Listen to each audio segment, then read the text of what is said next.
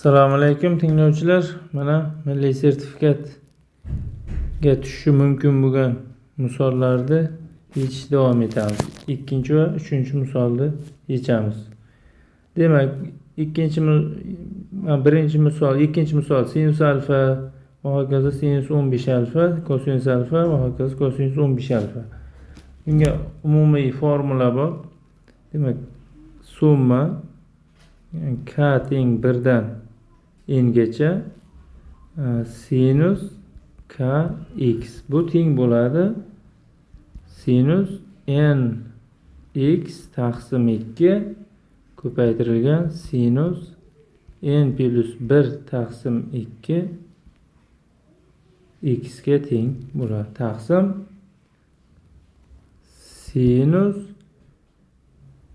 x taqsim 2.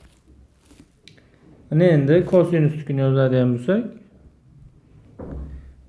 k 1 dan n'gacha kosinus kx barobar sinus nx taqsim 2, keyingisi kosinus n plus 1 x taqsim 2 taqsim sinus x taqsim 2.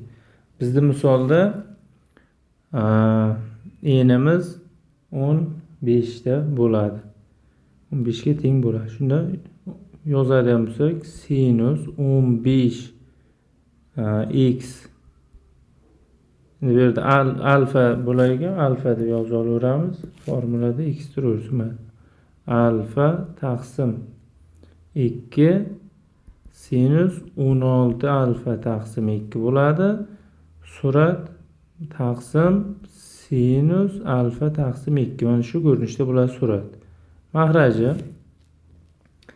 Mahraj yozadigan bo'lsak, mahraj sinus 15 alfa taqsim 2 kosinus 16 alfa taqsim 2 taqsim sinus alfa taqsim 2 bo'ladi.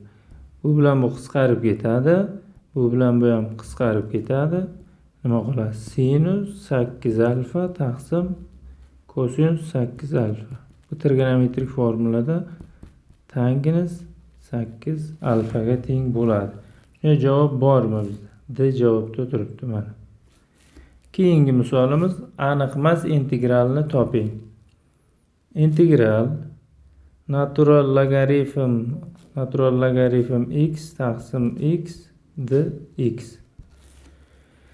Buni yozishimiz mumkin. Natural logaritm x d natural logaritm x ko'rinishda yozishimiz mumkin. Ya'ni natural logaritm x ni differensiali 1 taqsim dx taqsim x ga teng bo'ladi. Ana endi men belgilash kiritaman. Natural logaritm x ni qandaydir t deb belgilab olaman va o'rniga qo'yaman. Integral natural logaritm t d t bo'ladi. Natural logaritm t dt ni integralini topishimiz kerak bo'ladi. Bu ham teng bo'ladi. Agar buni bo'laklab integrallasak nimaga teng bo'ladi? U deb men nimani olaman? Ln t ni olaman. Du deb dt taqsim t bo'ladi. Dvimiz dt ga teng, vimiz teng t ga. Bo'laklab integrallash formulasi u ko'paytirib v edi, ya'ni t ln t minus v du edi. Integral vimiz t ga teng, duimiz dt taqsim t plus qanday s. Bu bilan bu qisqarib ketadi. T natural logaritm t minus dt ni boshlang'ich t plus s.